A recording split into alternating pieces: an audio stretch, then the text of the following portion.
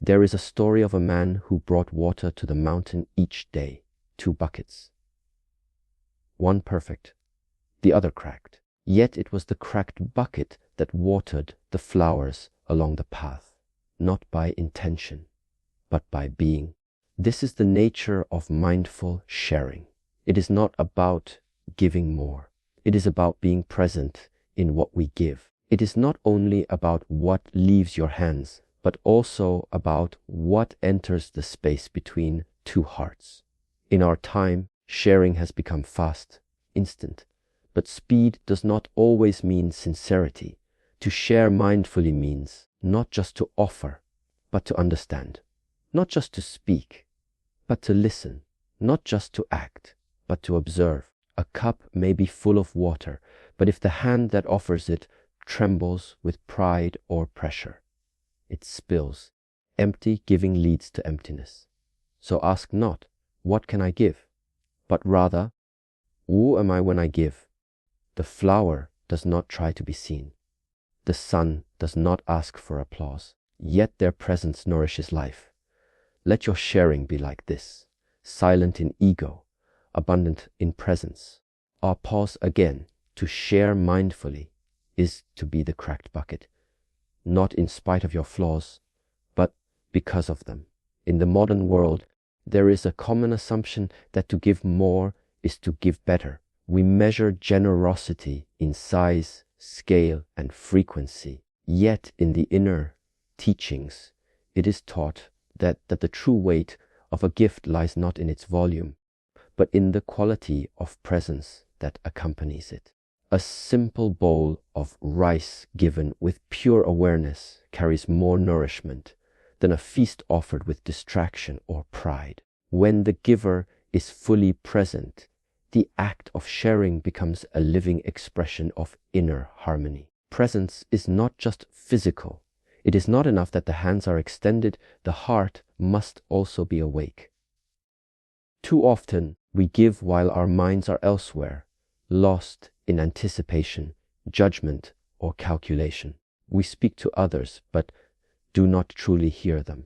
We offer help, but inwardly desire recognition. This kind of giving, though it may appear generous, carries a subtle emptiness. It lacks the warmth that only full attention can bring. Mindful sharing is not concerned with impressing, it is concerned with connecting. In many traditions, a single word spoken with presence is said to carry more healing than 1,000 spoken without it. Why is this so? Because presence carries a resonance that reaches beyond the surface. It tells the other person you are seen, you are heard, you are met with stillness, not noise. This is the unspoken gift that often matters more than the object or service we offer. It is the invisible thread that holds genuine relationships together. Children feel this. Animals feel this. Even plants seem to respond to it. When we offer something, time, attention, touch, with presence, it carries a certain life force.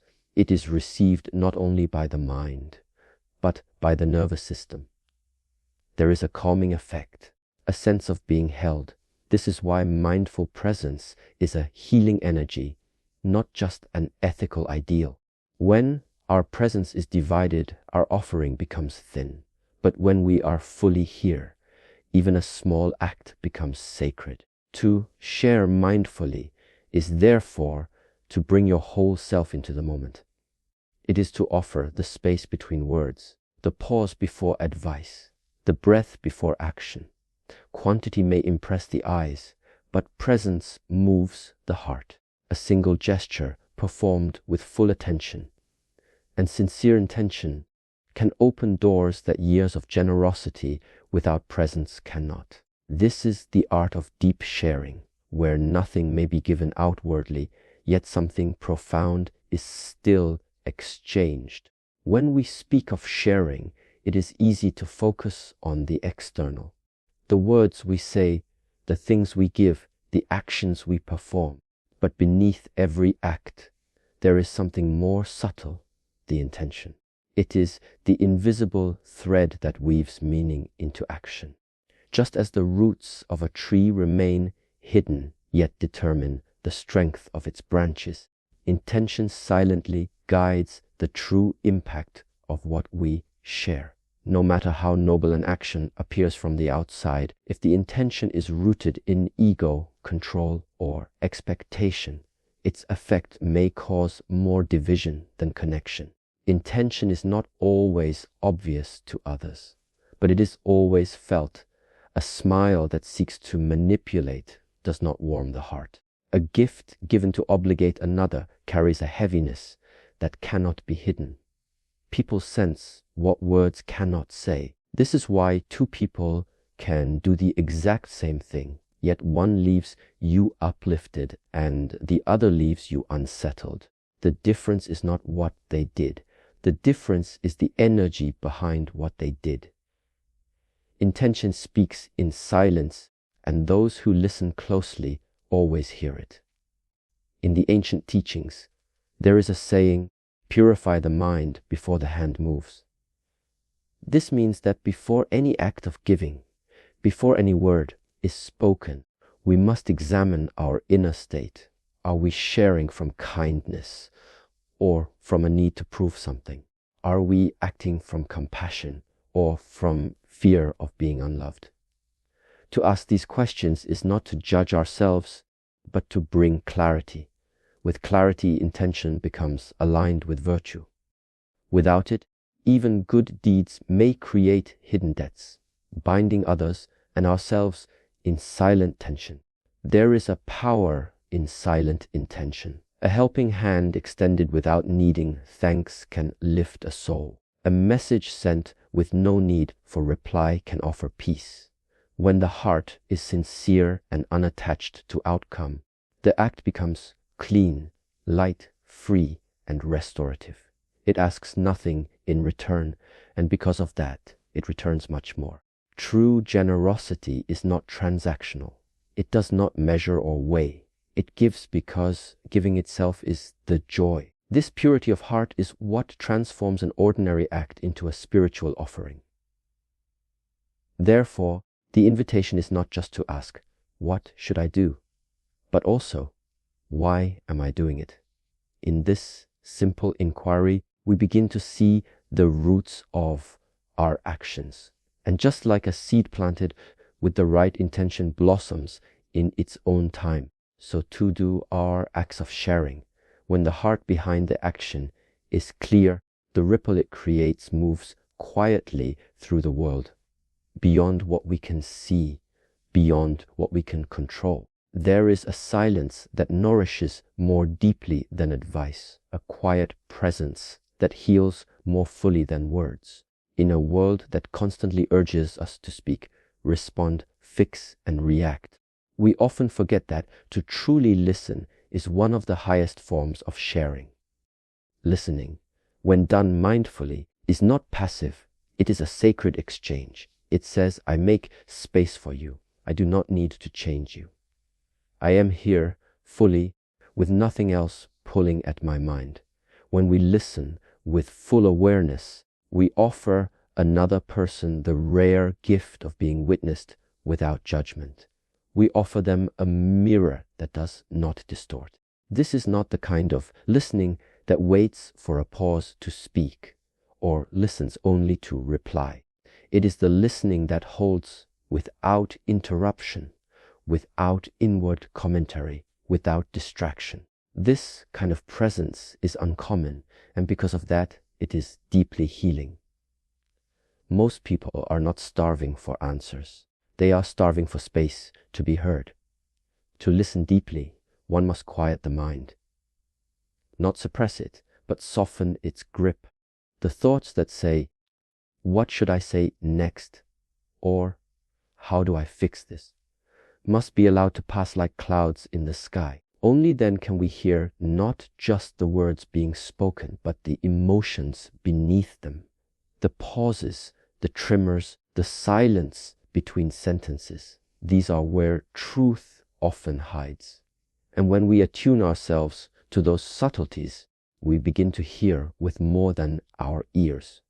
We hear with our presence. Listening also requires humility. It requires us to accept that we may not have the solution, and that sometimes offering no solution is the most loving thing we can do. The urge to fix often comes from discomfort, not care. But is the number R to truly care is to sit with someone in their discomfort without needing to pull them out of it. It is to honor their timing, their experience, their way. In this way, listening becomes a gesture of surrender, a soft bow to another person's truth. There are people who go their whole lives speaking but never feeling heard. And there are those who, in one moment of being truly listened to, feel a lifetime of pain begin to loosen. This is the quiet power of listening as sharing. No possessions change hands. No advice is given, yet something profound is offered space. And in that space, transformation often begins, quietly, invisibly, but unmistakably.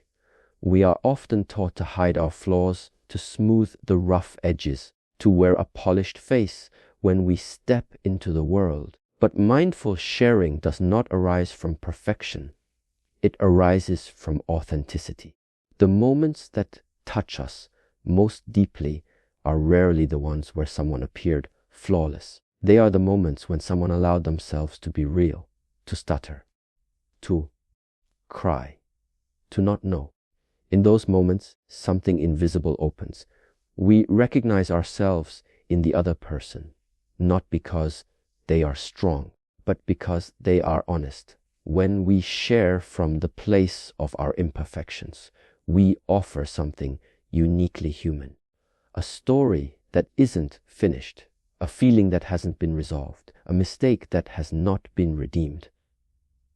These things, though fragile, hold immense power. They invite connection, not admiration. They allow others to breathe.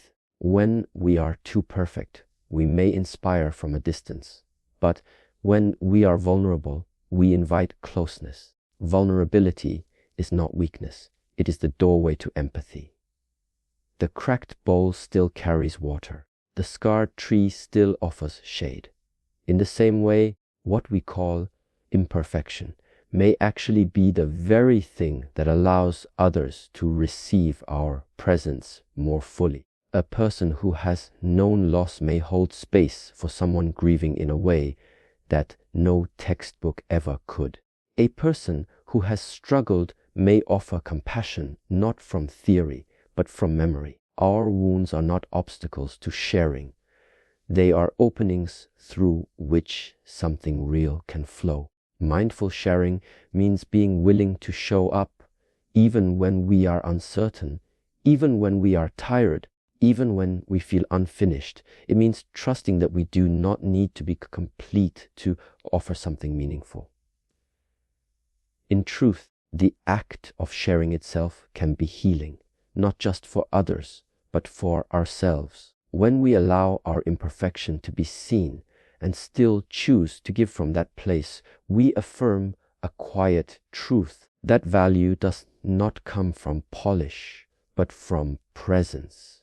There is a beauty that only arises from what is broken open. The light that shines through the crack is different from the light that shines on a smooth surface.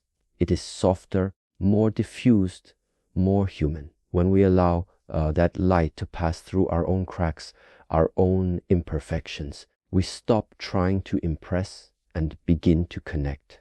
And in that connection, something deeper than admiration begins to grow: trust.